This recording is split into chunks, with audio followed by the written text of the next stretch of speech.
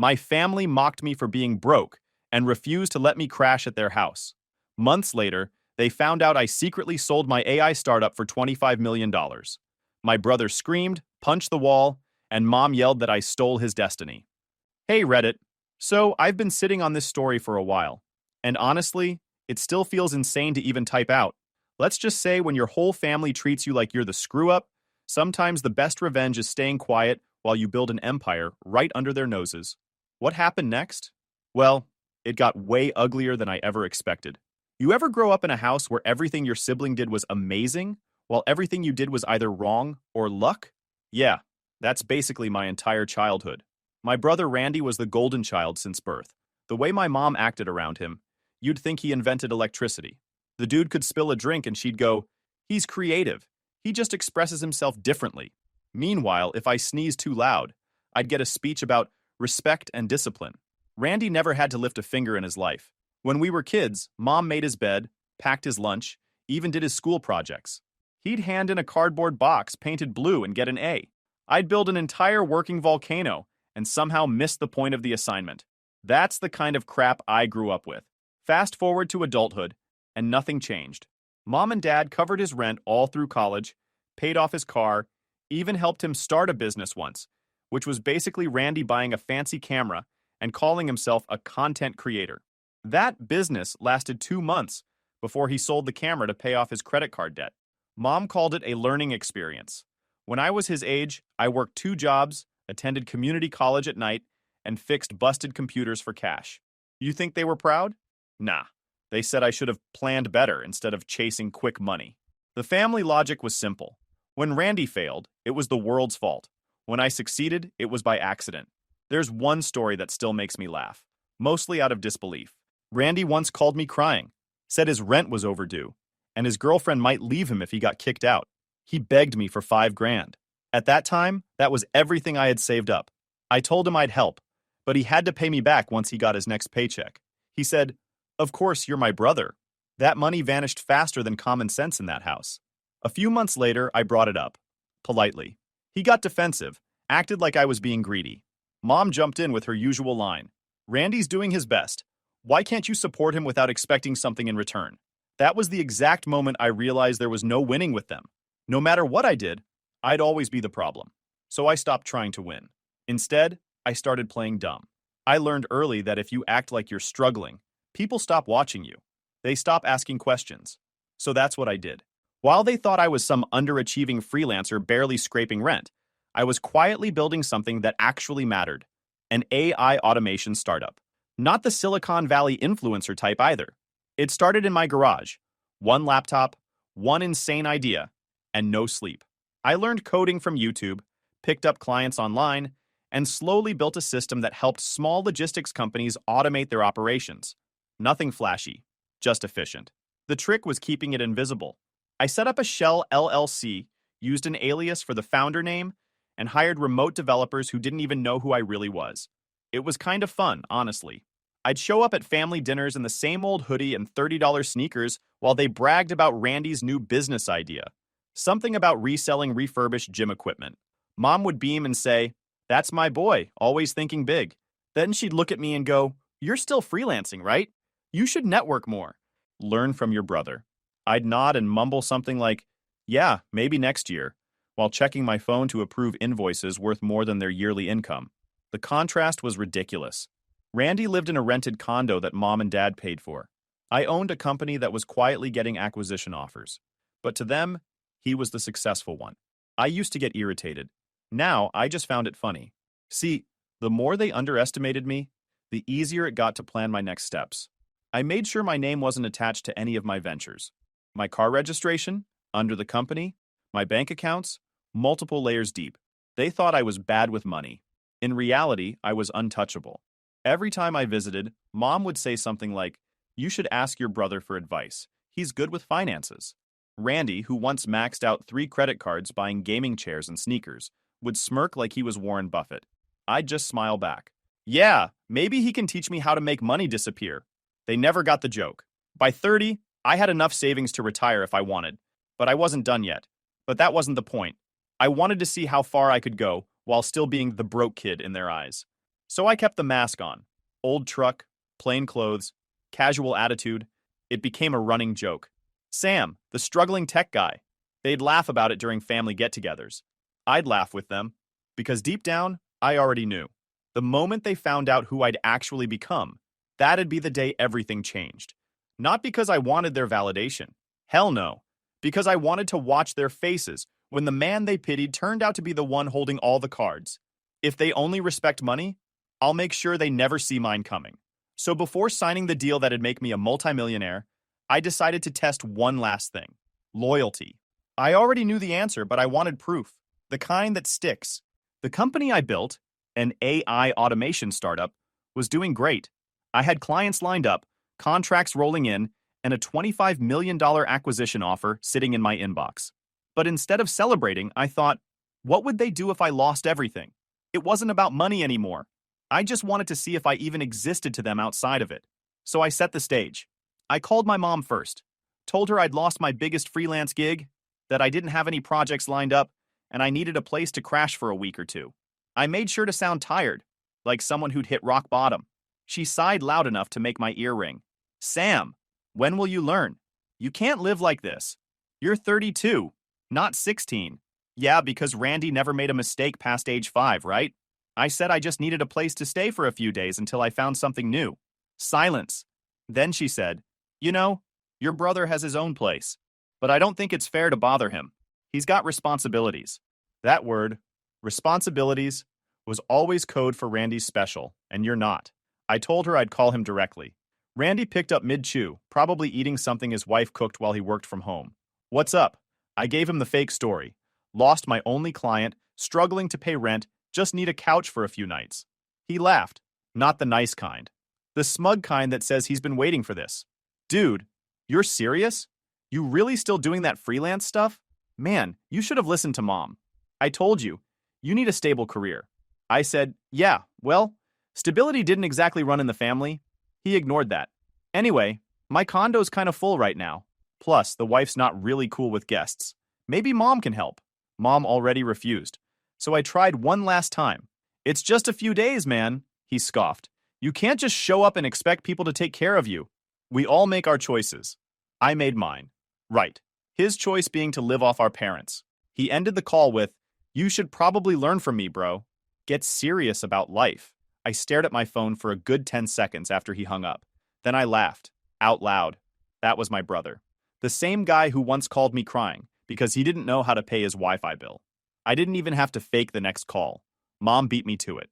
She started with, your brother told me what happened, and ended with, we can't support you like this, Sam. You made your choices. We're not responsible for your stupid decisions. That part hit me, not because it hurt, but because of how familiar it sounded. The same speech she gave me when I got my first job instead of going to grad school, like Randy.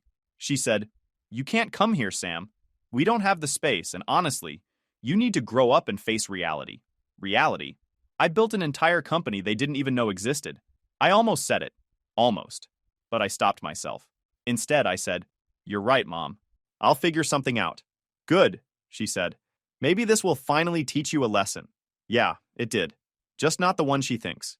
When I hung up, I sat there in my car, parked outside a grocery store, just watching people walk by.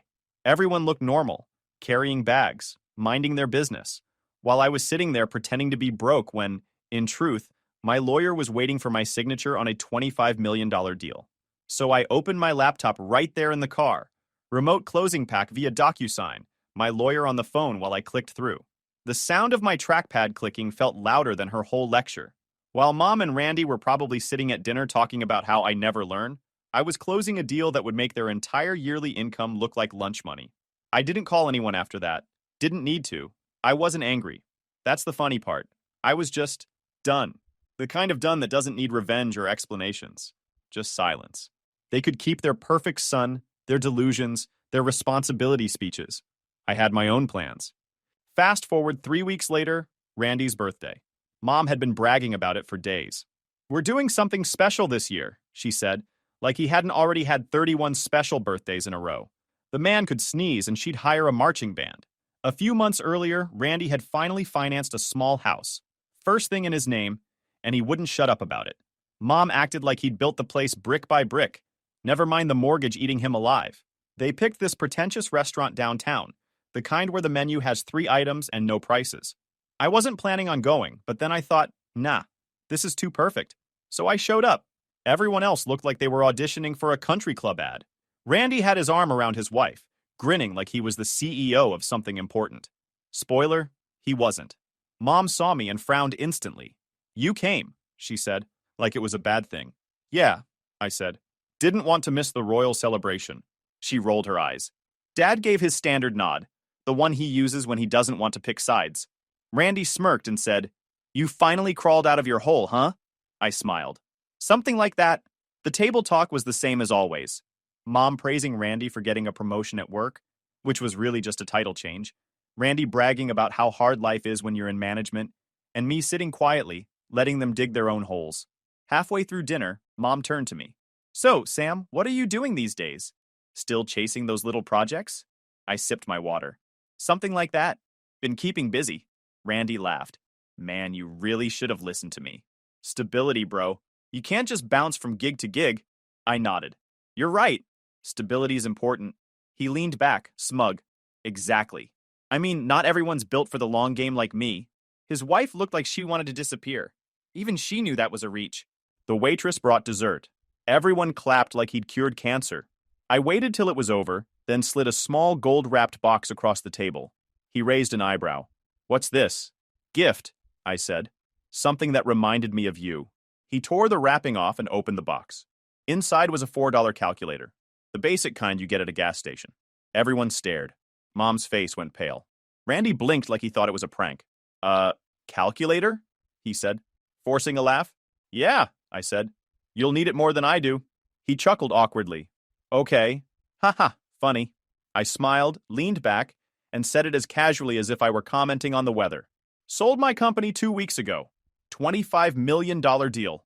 The sound that came out of Mom wasn't human. Forks hit plates. Dad froze mid-bite. Randy's fake laugh died instantly. He stared at me. What? 25 mil, I said. AI automation firm. Closed the deal 2 weeks ago. For a full 5 seconds, nobody spoke. Just the hum of the restaurant in the background, while my family's brains collectively crashed. Then Randy laughed again, but this time it was off. High-pitched. Weird. You're lying, he said. Nope. You don't even have a real job, he shouted. People started looking over from other tables. Mom snapped, Randy! Lower your voice. But he was gone. The meltdown switch had flipped. You're seriously telling me you made 25 million? Doing what?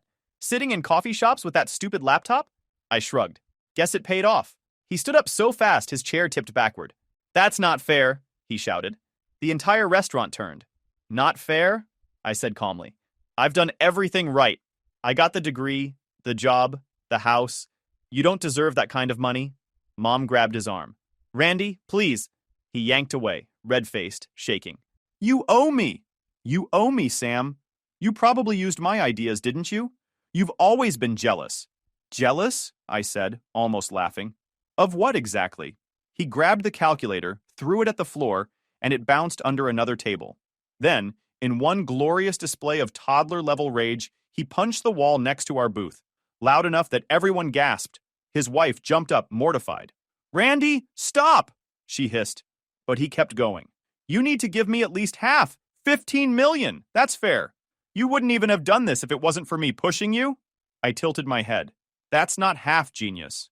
Mom stood too, pointing at me like she'd just found the villain in a murder mystery. He's right. You stole his future, Sam. You should share. The waitress froze mid-step, holding a tray like a shield. I stayed seated, calm, completely still.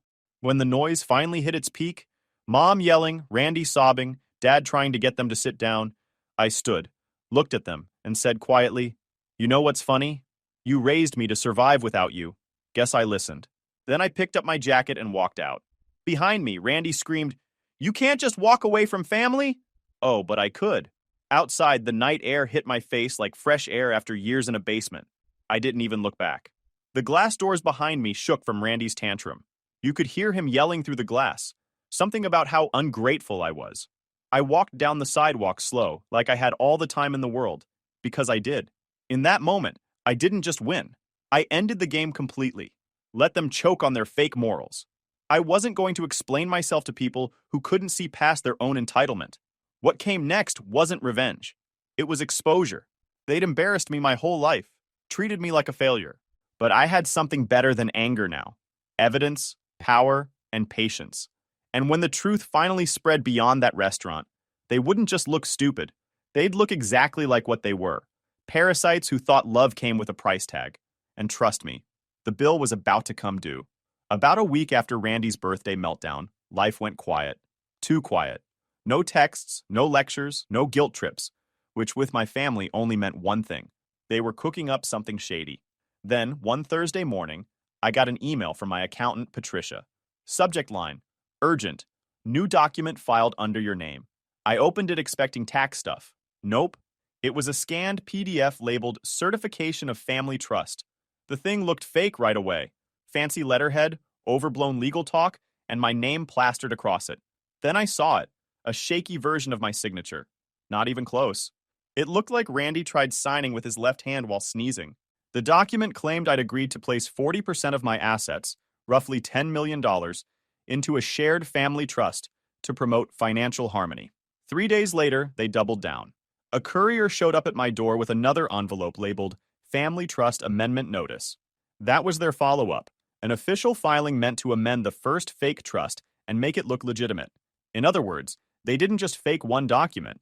They recorded a sham certification of trust, then filed an amendment adding me for family unity, or as I like to call it, grand theft by PDF.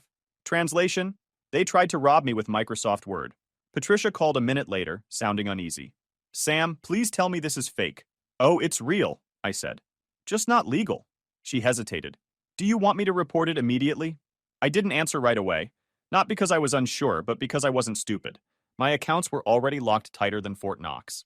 Carla, my lawyer, had made sure every transaction above $10,000 required direct verbal confirmation. The payout had already closed, with a portion held in escrow under an independent trustee, completely untouchable. So I said, not yet. We're safe. Let's see how far they're willing to go. She sighed, but she knew me. I wasn't the reckless type. I wanted proof, not just of what they did, but of who they were. And proof I got. 3 days later, Mom called out of nowhere. Her voice was sugary sweet, the kind she used before asking for something. Sam, we've been talking as a family. It's time we formalize things. You've done so well, and Randy's under so much stress.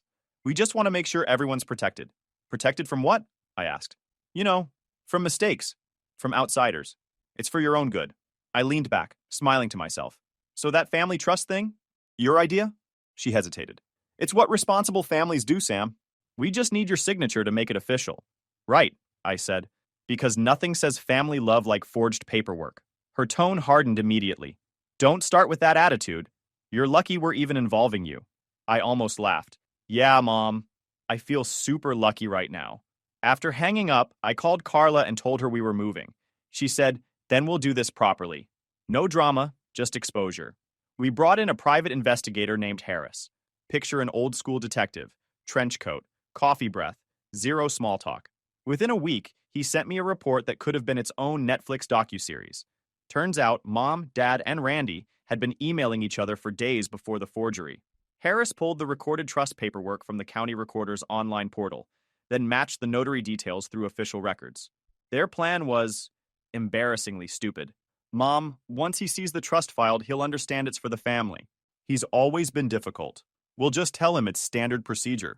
The trust ensures Randy's security if something happens to us. So yeah, they literally tried to write themselves into my money, as if I wouldn't notice.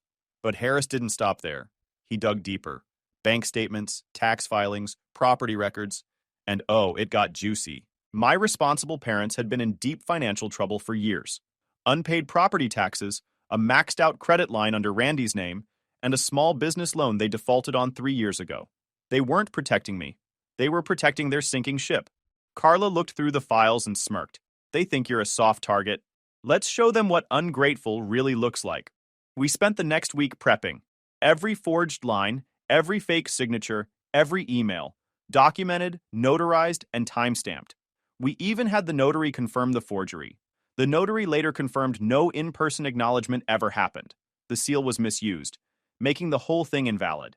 But instead of filing charges right away, I wanted the timing to be poetic. So I waited. Let them submit it officially. The second it became public record, I'd make my move. Then it happened. A legal courier dropped off a thick envelope labeled Family Trust Amendment Notice. Inside was their masterpiece, complete with my signature, filed, stamped, and notarized. I almost wanted to frame it. That night, I met with Carla and Harris. We drafted our counterstrike, a cease and desist letter citing forgery and financial misrepresentation, a fraud report prepared for the state, an IRS alert on their undeclared debts and fake filings. But the real cherry on top? We attached copies of their own emails, the ones planning it all, and included the title Exhibit A, The Family Trust, Attempted Fraud. Carla grinned when she saw the final file. This is going to sting. Good, I said. They always wanted to feel important. Let's give them headlines. Before sending it off, I scrolled through the forged document one last time. My fake signature stared back at me. Uneven, almost desperate. That one shaky scribble summed them up perfectly. Pretending to be in control while everything was falling apart. They wanted control over me. They got consequences instead. The emails went out to their lawyer, the court clerk, and a few agencies that really don't enjoy paperwork fraud. And then I waited. It didn't take long. The next morning, my phone lit up. Mom, Dad, and Randy all calling back to back. I didn't answer a single one. They could leave messages. The game had changed. They wanted a family trust. Now they were about to learn what real accountability looked like. The court date came faster than I expected. Fraud cases usually take months to move, but the investigators' report and Carla's airtight paperwork made it impossible for them to stall. When you forge legal documents involving millions, the system suddenly finds room on its calendar. I walked into the courthouse wearing a black suit. Simple, clean, no tie. I wasn't there to impress anyone. I was there to end it. Carla walked beside me, calm as ever, holding the thick binder that basically contained my family's self-destruction. Inside, Randy and my parents were already seated at the defendant's table. Mom was clutching a tissue like she was auditioning for a soap opera. Dad avoided eye contact. Randy, though, he was fidgeting, eyes darting around, trying to look confident but giving off pure panic. His wife sat behind him, arms crossed, expression cold. The judge walked in, stern woman, mid-50s. She flipped through the files with zero emotion. "All right," she said, voice sharp. "We're here regarding the matter of the fraudulent family trust filed under Mr. Samuel Hayes' name. Mr. Hayes, your counsel may begin." Carla stood up, completely composed. "Thank you, Your Honor. What you'll find here is a deliberate attempt by the defendants to create and file falsified legal documents under my client's identity. The goal was to gain access to nearly $10 million of his private assets." She handed the judge a thick stack of exhibits, emails, signatures, timestamps. The judge skimmed the first few pages, then looked up, unimpressed. "Who signed this?" she asked, holding up the forged trust. Randy cleared his throat. "We all did, Your Honor. It was just a misunderstanding. We didn't mean any harm." Carla raised an eyebrow. "A misunderstanding that required faking my client's signature?" Randy stammered. "It wasn't like that. We thought he'd agree." Mom jumped in. "Your Honor, we're a close family. We just wanted to protect everyone. Sam's always been impulsive with money. We were only trying to make sure he didn't make another mistake." The judge looked at her like she'd just confessed to robbing a bank for charity. "Mrs. Hayes," she said, "are you aware that forging a legal signature constitutes fraud under state law?" Mom blinked. "We didn't forge it. Maybe Randy helped fill it in." Carla interjected smoothly. "Your Honor, if I may, Exhibit B is the handwriting analysis. You'll see the signature was created using a traced overlay. Mr. Randy Hayes' pen pressure patterns match precisely with the forgery." Randy froze. You could almost hear the color drain from his face. The judge stared him down. "Mr. Hayes, did you sign your brother's name?" Randy's jaw clenched. It's not what it looks like." His wife muttered loud enough for the room to hear. "It looks exactly like what it looks like." Laughter rippled quietly through the courtroom. Carla wasn't done. "Your Honor, we also discovered additional irregularities, including undeclared debts, unpaid taxes, and fraudulent credit lines. My client believes the motivation behind this forgery was to conceal those financial issues by gaining access to his funds." The judge flipped to the page showing the bank statements. Her eyes narrowed. "So not only did you falsify a legal document, you did so to cover your own debts?" Randy started sweating. It's not like that. He owes us.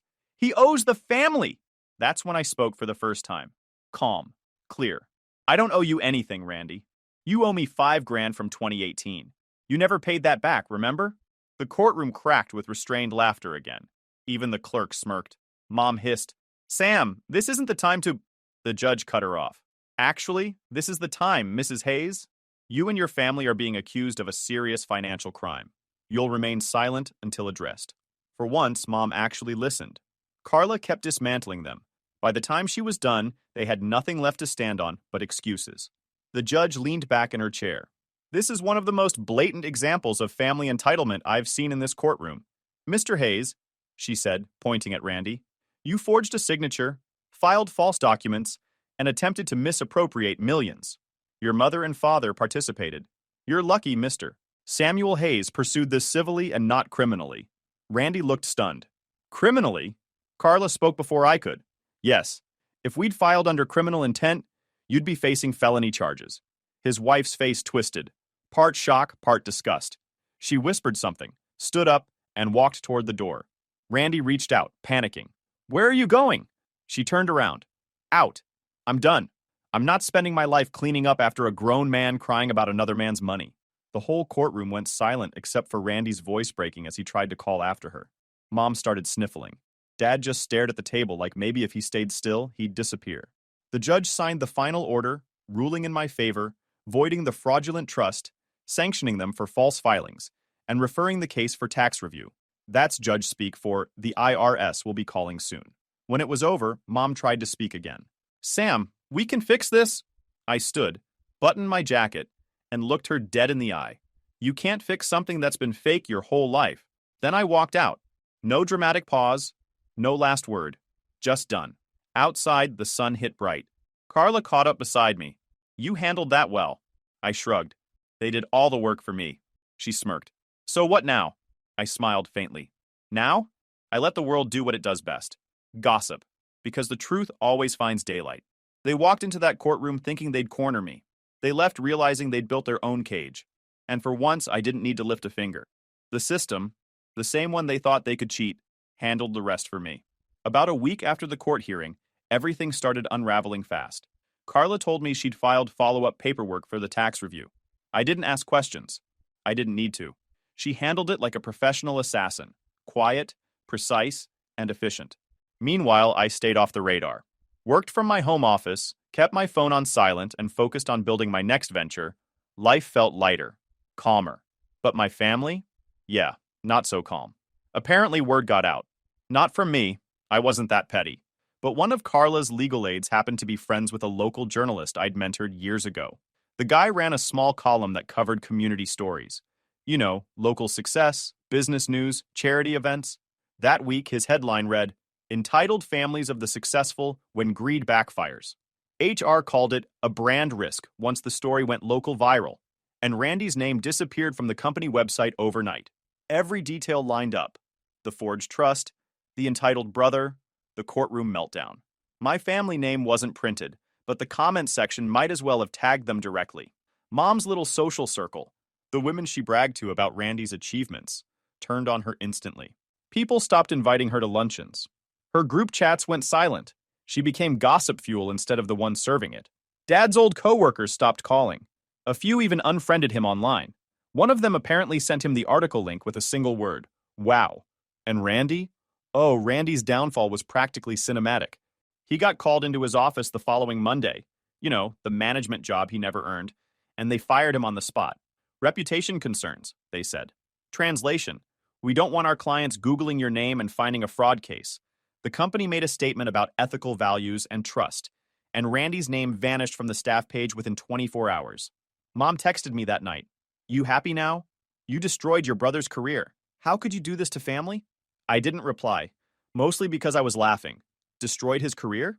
The guy destroyed his own by thinking fraud was a financial strategy.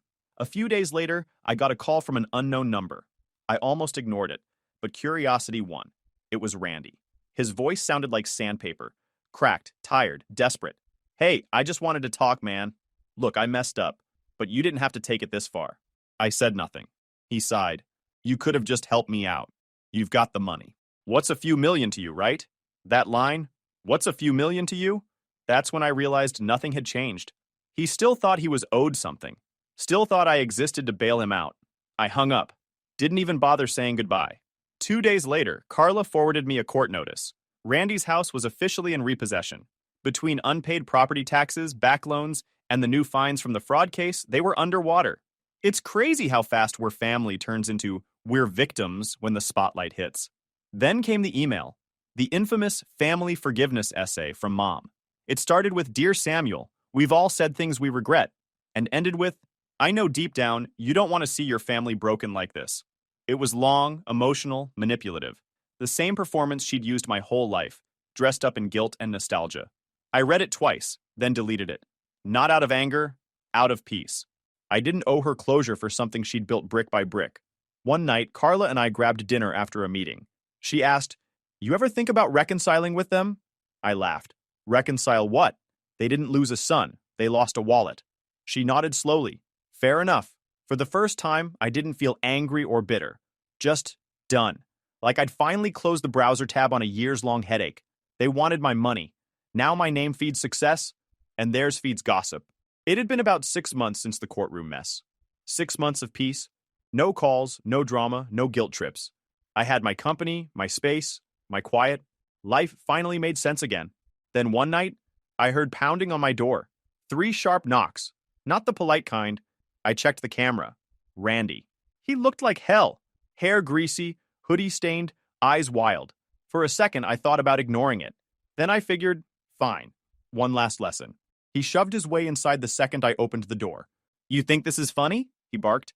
"Good evening to you too," I said. "You ruined my life," he shouted. "You and your stupid court stunt. You cost me my job, my wife, my reputation." I leaned against the wall, calm. "No, Randy. You cost yourself all that." He jabbed a finger at me. "You could have helped me. You've got millions and you let me drown." "Help you?" I said. "You forged my signature. Tried to rob me blind. That's not help. That's survival instinct." His eyes twitched. "You think you're better than me? You just got lucky." "Yeah, lucky enough to not commit crimes with printer paper." He stepped closer, jaw tight. "You've always looked down on me. Ever since we were kids." I cut him off. "No, I stopped looking at you the day you decided you were owed something just for existing." That hit him. You could see it in his face. Shame trying to hide behind anger. "You humiliated me," he hissed.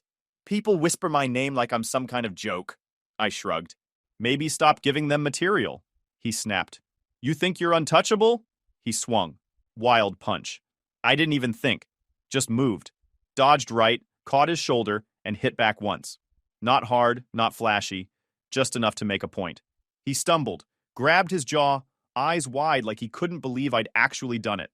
"You hit me!" he shouted. "You tried first," I said.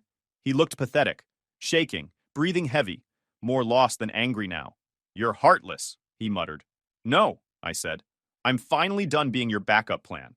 You ruined your own life. You lied, cheated, and blamed everyone else for it." He glared, voice cracking. "Mom and Dad will never forgive you for this." "Good," I said. "Means I finally did something right." He froze, like he didn't expect me to say that. "You don't get it, man. I've got nothing left. Nothing." I stepped closer, voice low. "You had everything. Chances, people, help. You burned it all. And now you're mad that I didn't throw you another match." He clenched his fists again but didn't swing. The fight was gone. Only ego left. "Get out," I said. He didn't move. "You can't just—" I cut him off. "If you ever show up here again or even text me, I'll file a restraining order so fast your next address will be a courtroom bench. Understand?" He blinked, speechless. "Go home, Randy. Whatever's left of it." He mumbled something and walked out, shoulders slumped, leaving muddy footprints on the tile. I didn't stop him. I just locked the door and stood there for a long moment, letting the silence settle. It wasn't anger I felt. It was peace. Cold, clear, overdue peace. I made myself coffee, sat by the window, and watched the city lights flicker. Somewhere out there, my brother was probably blaming the world again. But that wasn't my problem anymore. People think cutting off family is cruel. It's not. It's surgery. Painful. But it saves your life. He spent years believing he was the strong one because he had Mom behind him. The truth? I was the one who survived without backup. No apologies, no fixing, no going back. He wanted a fight. What he got was reality. And me? I got something better. Silence. They thought I owed them my success. Turns out, they were just proof I didn't need anyone to win. YouTube just dropped this new hype feature. If you're hooked on this story, smash that hype button.